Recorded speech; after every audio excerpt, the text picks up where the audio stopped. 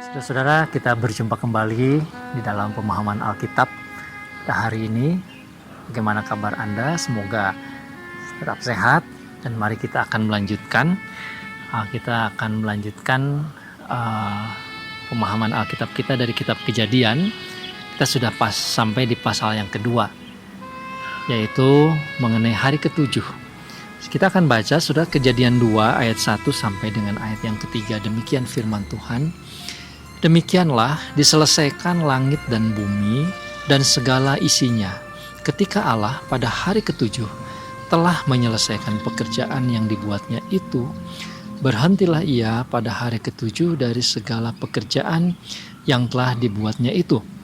Lalu Allah memberkati hari ketujuh itu dan menguduskannya, karena pada hari itulah ia berhenti dari segala pekerjaan penciptaan yang telah dibuatnya itu. Demikian firman Tuhan.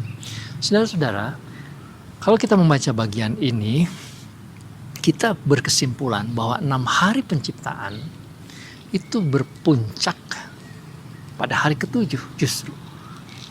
Jadi memang 6 hari penciptaan itu adalah 6 hari yang penting, ya, yang menggambarkan bagaimana Tuhan berkarya, dan melalui karyanya pada waktu yang lalu saya mengatakan kita justru bisa melihat, berjumpa dengan Allah, bisa memahami siapa Allah, yaitu pribadi Allah Tritunggal. Tetapi pada bagian ini kita diajarkan untuk melihat bahwa selain bekerja, ada hari ketujuh, hari yang berbeda, hari yang penting, dan itu diinisiasi, dimulai oleh Allah sendiri. Ya.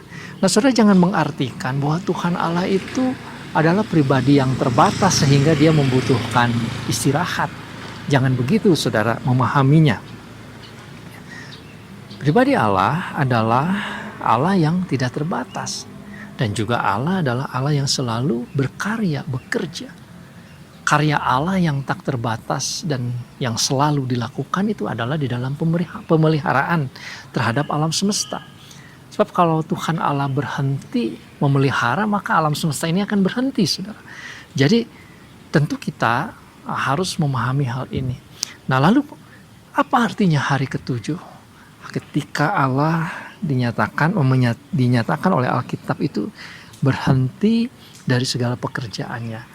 Ini memberi pengertian kepada kita, saudara-saudara, bahwa manusia pun memiliki hari di dalam kehidupan manusia, saudara-saudara. Selama 6 hari kita bisa bekerja, tetapi ada satu hari di mana kita harus berhenti, lalu kemudian menggunakan hari itu sebagai hari bersekutu dengan Allah. Hari di mana kita secara khusus beribadah kepada Allah. Hari di mana kita, saudara-saudara, mempunyai waktu untuk memikirkan hal-hal yang rohani, bukan soal pekerjaan kita. Nah, saudara-saudara, memang peringatan tentang hari Sabat ini, hari yang ketujuh, walaupun di sini tidak dikatakan hari Sabat, saudara, tetapi yang kemudian Musa dalam firman Tuhan melalui ilham dari Tuhan mengajarkan kepada umat Israel supaya bangsa Israel menguduskan hari Sabat, supaya mereka diajar, saudara-saudara, untuk mengingat bahwa Allah pencipta langit dan bumi ini adalah Allah yang harus disembah, Allah yang harus dipuji, Allah yang harus dipuja. Dan kita membutuhkan satu waktu istirahat. Kita tidak bisa terus-menerus bekerja lalu melupakan Tuhan Allah sumber hidup. Kita harus berhenti untuk mengistirahatkan tubuh kita, untuk kembali memulihkan keadaan kita, tetapi juga sekaligus untuk menyembah, memuji Tuhan, ya, memuliakan Tuhan, untuk mendengar kebenaran firman Tuhan. Nah, kepada umat Tuhan, bangsa Israel pada waktu itu, Musa memberikan sebuah hukum yang sangat jelas, saudara, yang sangat tegas, sehingga mereka mempunyai kehidupan yang berbeda dengan bangsa-bangsa yang lain yang tidak mengenal mengenai hari Sabat itu dan tidak mengenal kepada Allah. Ini menjadi kesaksian. Nah, tetapi saudara, bukan berarti pada hari Sabat itu menjadi semacam hari yang disakralkan sedemikian rupa sehingga seolah-olah hari itu menjadi hari yang begitu istimewa sampai-sampai kita melupakan hukum-hukum Tuhan yang lain. Nah, saudara, kita bisa mengerti hal ini dari apa yang Tuhan Yesus lakukan. Ketika pada satu waktu, satu contoh saja saudara, Tuhan Yesus datang ke kolam Bethesda. Ya, kolam Bethesda di Injil Yohanes pasal 5. Di sana ada orang-orang yang sakit. Lalu Tuhan Yesus menyembuhkan salah seorang yang lumpuh di sana. Tapi ketika Tuhan Yesus menyembuhkan orang itu jatuh pada hari Sabat, pada hari Sabtu pada waktu itu. Lalu orang-orang komplain. Para pemimpin agama komplain, kenapa engkau menyembuhkan orang sakit ini di hari Sabat? Harusnya kan tidak boleh begitu kira-kira. Apa yang Tuhan Yesus katakan? Saudara boleh membaca konteks ayat ini, pasal 5 Injil Yohanes dan juga nanti pasal 7 lanjutannya. Tuhan Yesus mengatakan bahwa Tuhan Yesus, dia itu adalah anak Allah yang melampaui hari Sabat. Saudara, hari Sabat itu untuk manusia, bukan manusia untuk hari Sabat.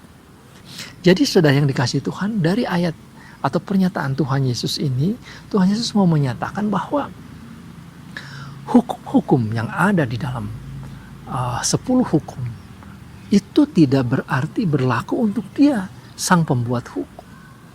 Nah, kemudian Tuhan Yesus mengatakan bagaimana kalau ada hukum yang bentrok dengan hukum hari Sabat itu, yaitu mengenai sunat. Tuhan memerintahkan setiap anak laki-laki disunat pada hari ke-8. Nah, kalau disunat pada hari ke-8, saudara-saudara, dan jatuhnya itu pada hari Sabat, bagaimana? Apakah tidak disunat? Begitu kata Tuhan di pasal 7 ayat 23. Akhirnya mereka kan sepakat bahwa tetap disunat meskipun jatuh pada hari Sabat. Artinya, saudara-saudara, dari bagian ini kita melihat bahwa bagi Tuhan bukan soal mensakralkan hari, tetapi justru untuk mengingat bahwa hari Sabat itu adalah hari untuk memuliakan Tuhan. Memuliakan Tuhan di dalam perbuatan-perbuatan baik kita. Perbuatan-perbuatan ibadah kita. Itulah Pak yang bisa dilakukan hari Sabat. Nah, memang saat ini terjadi semacam kebingungan ya, atau seringkali kesalahpahaman, saudara. Hari Sabat itu memang hari ke-7 jatuh pada hari Sabtu. Tetapi kenapa orang-orang Kristen ibadah pada hari Minggu? Nah, saudara, orang-orang Kristen pada hari Minggu itu tidak menggantikan hari Sabat. Sebab perayaan ibadah Kristen hari Minggu itu memperingati kebangkitan Tuhan Yesus. Nah, sedangkan pengertian hari Sabat beristirahat dengan Tuhan, beristirahat di dalam Tuhan, melakukan kehendak Tuhan, mengingat Tuhan, itu berarti kita beristirahat di dalam Dia, itu bisa berjalan di hari apa saja. Nah, hari Minggu, kalau kita mengkhususkan sebagai hari istirahat kita, itu tentu sangat baik. Kita tidak boleh bekerja atau tidak harus bekerja pada hari Minggu. Kita datang beribadah bersama keluarga ke gereja, dan pada hari Minggu itu kita menikmati dan memikirkan hal-hal rohani lebih banyak. Itu tentu sesuatu yang baik. Tetapi saudara-saudara, kita merayakan ibadah Minggu itu sebagai peringatan kita akan kebangkitan Tuhan Yesus yang bangkit justru pada hari pertama. Saudara, ada banyak ayat, nanti saudara boleh lihat di layar ya. Ayat-ayat ini yang menunjukkan bahwa murid-murid Tuhan, bahkan Tuhan Yesus sekalipun, saudara-saudara, itu hadir di dalam perayaan sesudah Dia bangkit, itu merayakan pada hari kebangkitannya, itu pada hari pertama setiap minggu. Jadi saudara yang kasih Tuhan, kita melihat urutannya sekarang bahwa penciptaan yang Tuhan lakukan 6 hari, karya Tuhan, itu juga menjadi refleksi bagi kita bahwa kita juga berkarya, karena kita adalah manusia gambar Allah. Kita berkarya selama 6 hari, tapi pada hari yang ke-7 kita membutuhkan istirahat. Kita perlu memulihkan diri kita, kita perlu hidup bersekutu dengan Tuhan, kita perlu untuk tinggal dan memikirkan kebenaran-kebenaran Tuhan. Dan kalau kita rayakan itu, bersamaan dengan perayaan kebangkitan Tuhan pada hari Minggu tentu saja sesuatu yang baik ya.